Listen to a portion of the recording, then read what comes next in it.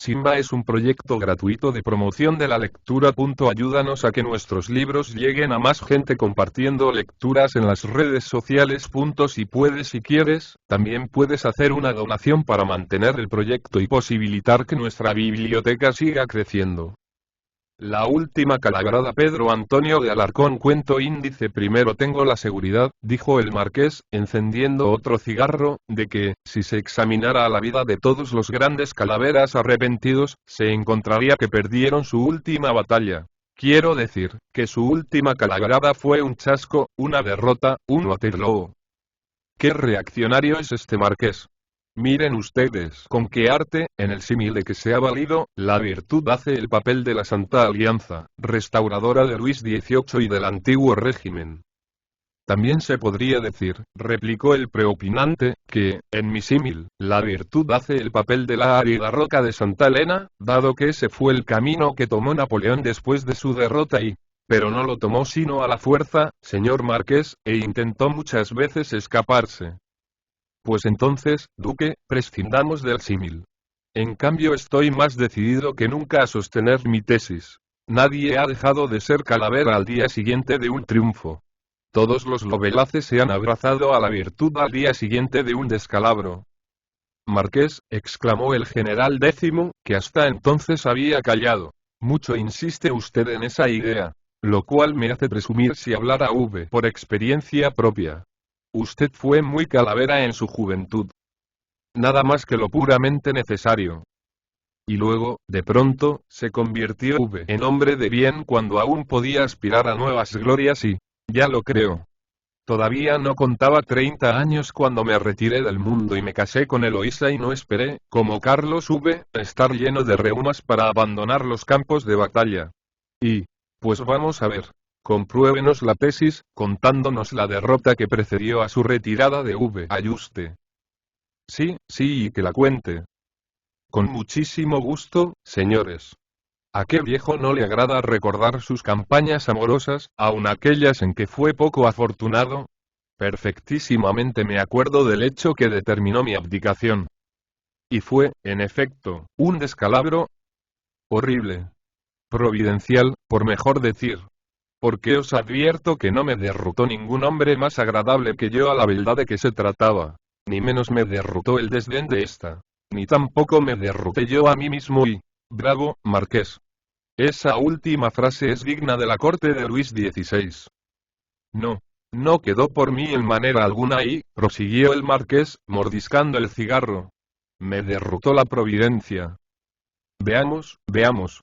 Basta ya de prólogo. Nuestro interés no puede estar más excitado. Muchísimas gracias, duque. Pues, señor, el caso fue el siguiente. Y empezaré por deciros que mi arrepentimiento, o sea el descalabro que voy a contaros, no data, como suponéis, de la época de mi enlace con Eloísa. Oh. Ya comprendemos que sería anterior y... nada de eso. Fue posterior. Yo me curé en falso al casarme. Esto es, yo era todavía un calavera impenitente cuando conduje al altar a Eloísa. Y, si me casé con ella, fue por miedo de no encontrar más adelante otra mujer de sus virtudes, digna del depósito de mi honor y de ser madre de mis hijos.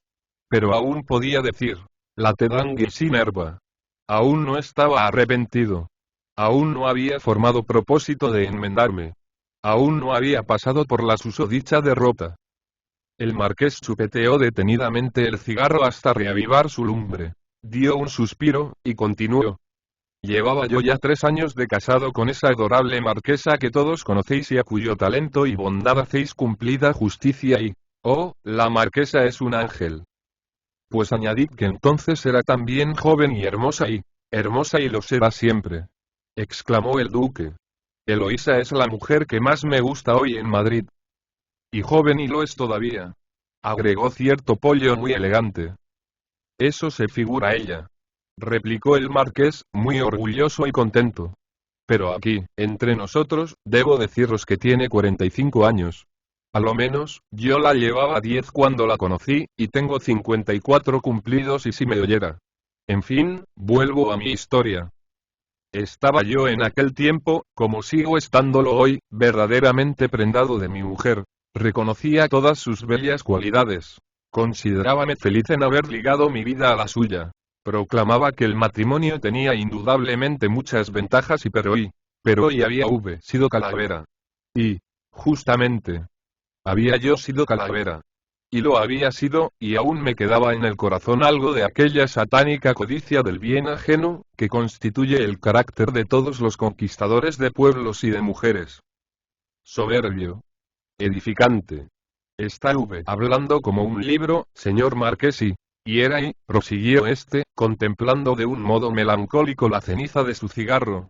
Era que yo no había entrado en la virtud por las puertas del desencanto, de la humildad y de la penitencia. Era que mi casamiento había sido un triunfo, una fortuna, una conquista más.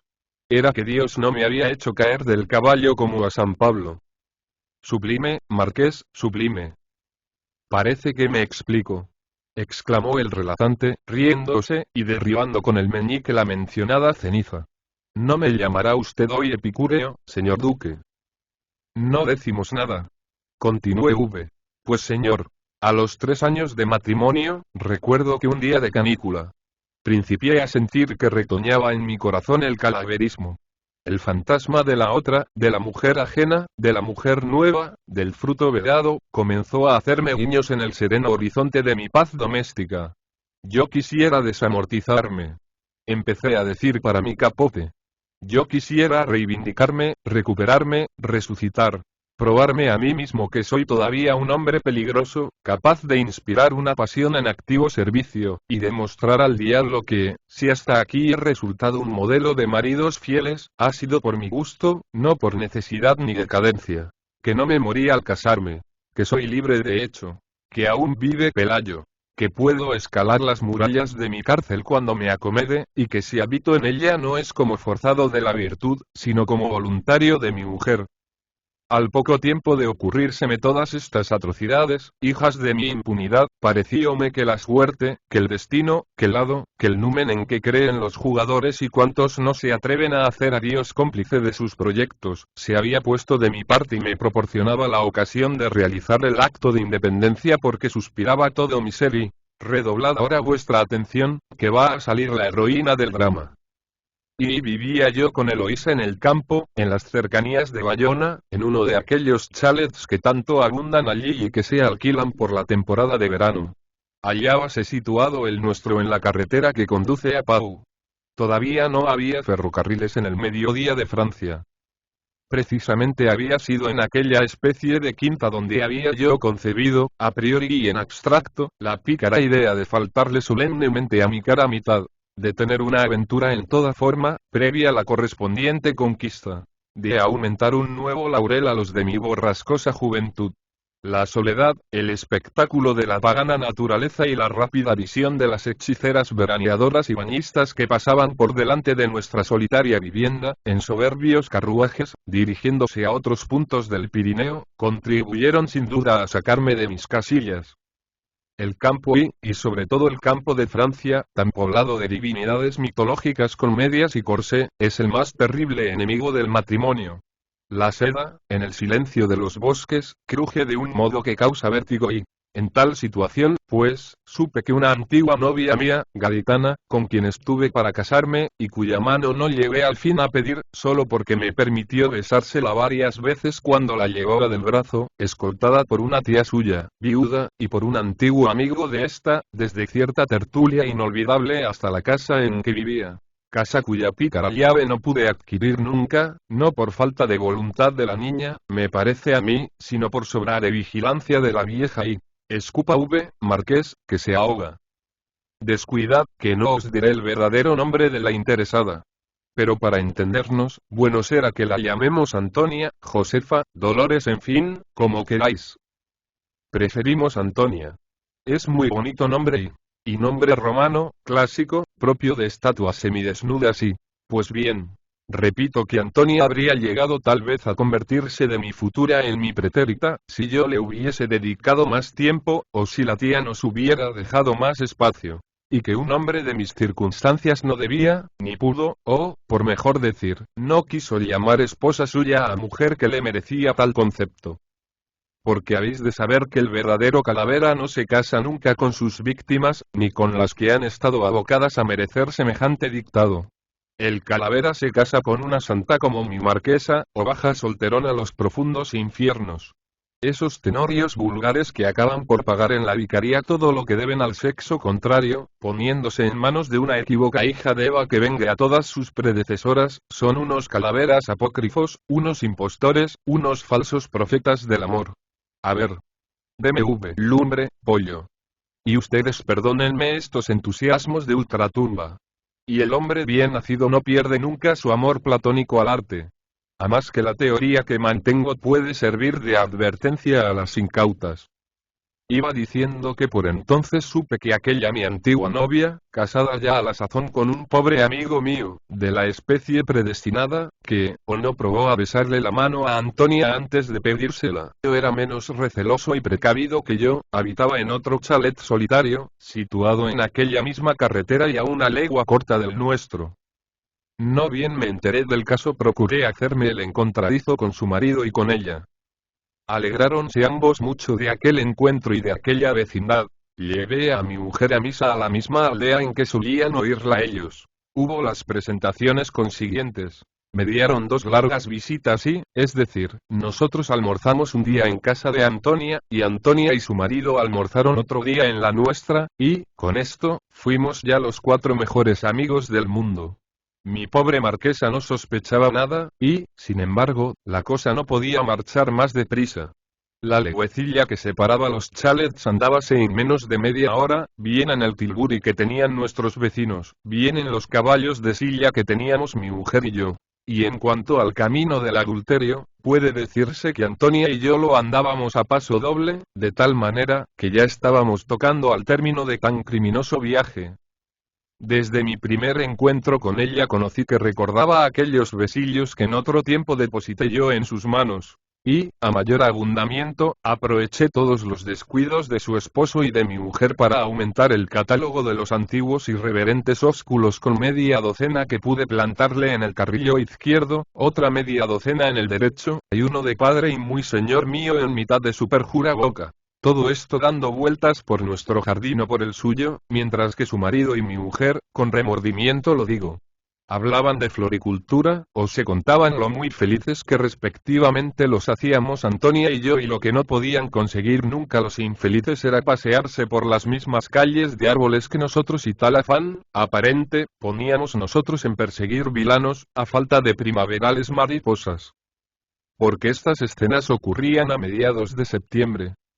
El domingo se marcha mi marido a Pau, donde estará 3 días. El lunes, después que obscurezca, a fin de que no llames la atención de los transeúntes, puedes montar a caballo e ir a verme a mi chalet.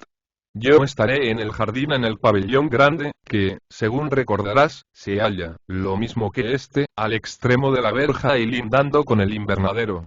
Procuraré, además, que la verja no esté cerrada, sino entornada, y que el portero haya ido a la aldea a algún recado que lo entretenga mucho tiempo. Por consiguiente, podremos disponer de 2 o 3 horas de absoluta libertad, y sin riesgo de que se entere nadie. Así me dijo Antonia la mañana que almorzó en nuestro chalet con su marido. Yo no pude menos de admirar, y de sentir, la consumada sabiduría que revelaba aquel plan de batalla. Es veterana, me dije. Alguien ha madrugado más que yo. Pero de cualquier modo, Antonia era todavía muy digna de personificar mis pecaminosas ilusiones. 24 años. Blanca y pelinegra. Estéril aún. Rica de formas y gallarda de movimientos. Risueña, impávida, terrible. Con boca de niño y ojos de mujer muy mujer, y que ha dicho Perico Alarcón, y tales eran las señas particulares de aquella beldad a los 20 meses de matrimonio. Con ojos negros y ardientes como una cita en la sombra. Parecía la estatua viva del pecado. Y el lunes por la tarde recibí una comunicación, que yo mismo me había escrito, disfrazando perfectamente la letra, en la cual el alcalde del pueblecillo a que pertenecía nuestro chalet me prevenía que compareciera aquella noche a las 7 ante su autoridad, a fin de enterarme de un gravísimo asunto que me importaba personalmente, encargándome mucho el secreto, y advirtiéndome que fuera solo. El pueblecillo distaría cosa de una legua. Ha sido un error, Me han confundido con otra persona, tenía yo pensado decirle a mi mujer a la vuelta. Pero, por de pronto, fingí gran alarma, mucho miedo y extraordinaria curiosidad con lo que partí en el acto, dejando a mi pobre mujer muy afligida y tan afligida, que hubo un momento en que temí se desmayase y por lo cual no me marché hasta que su corazón se desahogó a fuerza de llanto y ya veis que no escatimo ninguna circunstancia agravante de mi iniquidad. Falsificador, embustero, verdugo y todo lo fui a un mismo tiempo, con tal de ser, por añadidura, traidor a una fe jurada en los altares y ladrón de la honra de un confiado amigo.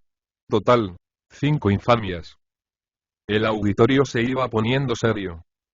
El marqués hizo una pausa, y luego continuó en tono más alegre. Era una de aquellas noches de niebla tan frecuentes en los Pirineos durante 8 meses del año. No se veía nada, absolutamente nada. Ni tan siquiera divisaba yo mi propio bulto. Pero el arrecife era recto, ancho, llanísimo. Tenía árboles y cunetas a los lados, y mi caballo, inteligente por todo extremo, y que ya había ido varias veces de nuestro chalet al de Antonia, no podía extraviarse y consideré, pues, más ventajosa que inconveniente aquella espesísima niebla, impenetrable de todo punto, a causa de la obscuridad de la noche y ni nadie me vería en el camino, ni nadie podría conocerme en el momento de entrar en la casa ajena. Hay un Dios que protege a los enamorados, me dije alborozadamente. Y cómo me latía el corazón. Mis antiguos amores con Antonia. Aquellas tímidas, embozadas y simbólicas conversaciones propias del noviazgo con una señorita. Aquellos rápidos o insuficientes besos que estampé en sus manos de soltera. Aquellos otros más audaces, pero no menos ligeros, que había estampado ya en sus mejillas de casada y en su aleccionada y agradecida boca. Sus lánguidas miradas en nuestras recientes entrevistas, sobre todo en la última. Todo esto constituía, para mi amorosa esperanza, un mundo de ilusiones, de promesas, de indefectibles venturas y qué larga deuda iba a cobrar. Una deuda de 5 años. Y a qué poca costa. Cómo me alegraba de no haberme casado con Antoñita, sino con mi santa mujer. Qué suerte tan grande la mía. Tener un ángel por mujer propia, y no ser un ángel la mujer ajena. Qué distinta habría sido mi situación, si me hubiera casado con la ingrata que iba a escarnecer en mis brazos la fe conyugal, y me hubiese enamorado luego de la dulce prenda incapaz de pecado que tenía por esposa. Oh doble desventura. Ni la una ni la otra me hubieran amado entonces. La una por mala y la otra por buena, me habrían maltratado igualmente. Y de aquel otro modo, era mío el corazón de las dos. Las dos se esmeraban en hacerme feliz. Encontrábame a un mismo tiempo venturoso marido y venturoso amante. Seguía siendo el hijo mimado del amor y el nieto favorito de su madre Venus. Y, por aquí iba en mis erróneas y detestables reflexiones, cuando tropezó el caballo y caí. Vi la caída de Saulo de que hablaba usted antes. Justamente. La caída de San Pablo. Replicó el antiguo calavera, lanzando una gran bocanada de humo y siguiendo con la vista sus azuladas espirales, que fueron a ennegrecer el techo del gran salón del casino del príncipe de esta villa, entonces corte, donde pasaba la presente conversación en tiempos del último ministerio Istúriz. Según eso oí, observó uno, se rompió usted y no me rompí nada, mi general. Pues entonces sí, déjeme usted concluir. Me levanté ileso, milagrosamente ileso, si se considera que la caída fue por las orejas del caballo. Busqué el sombrero, que me costó gran trabajo encontrar en medio de tinieblas tan absolutas. Cepilléme con ambas manos, como Dios me dio a entender, y volví a colocarme sobre la silla, no arrepentido todavía, pues yo era más contumaz que el apóstol de los gentiles, sino, antes bien, lleno de mayor impaciencia que nunca por estrechar entre mis brazos a aquella pecadora, cuyas viles promesas me habían hecho dejar a mi bendita mujer llena de tribulación y angustia en la soledad de una casa de campo, en una noche tan triste, en tierra extranjera, contando los segundos, y temiendo a cada instante por mi libertad y por mi vida. Pero esto lo pienso ahora. Pues lo que es entonces solo pensaba en los aguerridos ojos de Antoñita, en su incitante boca, en su sedoso pelo, en sus brazos, que habían engordado desde que yo le daba el mío al salir de las tertulias de Marras. en su talle, no menos redondo que cuando yo bailaba con ella, diciéndole al oído cosas equívocas, cuyo sentido parafraseaban sus ojos y su aliento. En sus pies, por último, que yo pisé tantas veces, cuando íbamos en coche, acompañados de la sombra de Nino de su ya destronada tía, a Carabanchelo a la Alameda de Osuna y metí, pues, de nuevo espuelas al caballo, y al cabo de un cuarto de hora, sus desperezos y relinchos me denotaron que estaba cerca del paraíso de mis sueños. En cuanto al noble animal, regocijábase sin duda de aquel modo porque habría olfateado la vecindad del hospitalario paraje en que ya había sido muy bien tratado 2 o 3 veces. Gracias, buen servidor, le dije acariciándolo. Tú también amas esta mansión de venturas. El caballo me contestó con una parada en firme, como diciendo: hemos llegado. Y, en efecto, a través de la niebla percibí dudosamente un punto de claridad, que comprendí era la iluminada ventana del pabellón en que me aguardaba Antoñita. Me apeé del caballo, avancé a la orilla del camino, y topé con la verja. Mi corazón brincó de gozo pero enseguida me asaltó un miedo muy natural. ¿Si estará cerrada? ¿Si se habrá arrepentido Antonia? Me pregunté, con el recelo propio del que acude a primera cita de tal clase. Até el caballo a un hierro de la verja, y luego fui empujando los demás, hasta que al fin cedió uno y era la puerta que se abría. Bendita sea. Pensé lleno de agradecimiento ante aquella formalidad de mi adorada y ante aquella facilidad de la cancela y que me anunciaba tantas otras facilidades. Al mismo tiempo, un fantasma blanco se delineó entre la bruma, y una voz baja, trémula, ronca de emoción y sobresalto, pero llena también de infinita dulzura, murmuró en medio de las tinieblas. Juan, ¿eres tú? Yo soy, mi vida.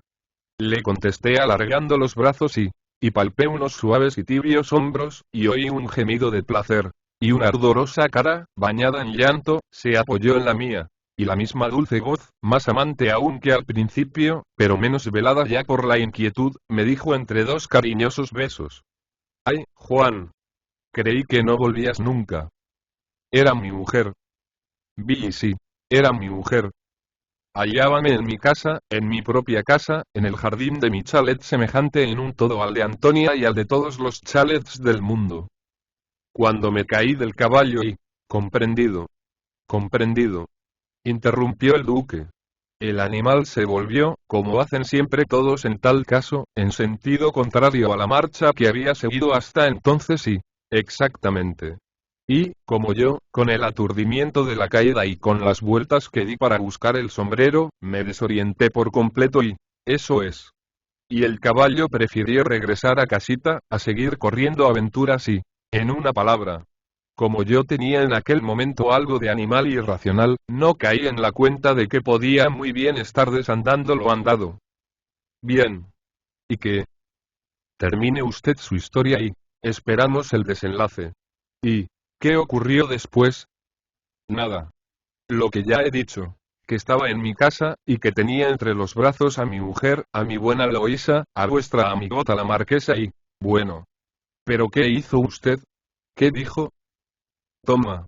La llevé al pabellón del jardín y, pues también aquel jardín tenía su pabellón correspondiente, en el cual había estado aguardándome la pobre, para hallarse más a la vista de la carretera. La llevé, digo, al pabellón del jardín y nunca más volví a ver a Antonia, ni a pensar en otra mujer que en aquella legítima y santa que me abrazó llorando de amor y de alegría, precisamente en el momento en que yo creía tener entre mis brazos a su rival.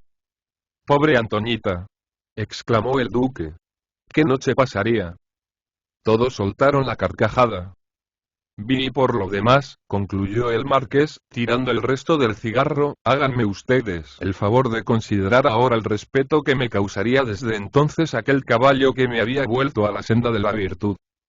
Si yo hubiera sido emperador, como Calígula, lo habría hecho, no digo cónsul, sino catedrático de ética pero no era más que marqués, y lo vendí casi de balde, avergonzado de que un animal irracional fuese, dentro de mi misma casa, más digno que yo de las bendiciones de mi confiada esposa. Madrid, 1874.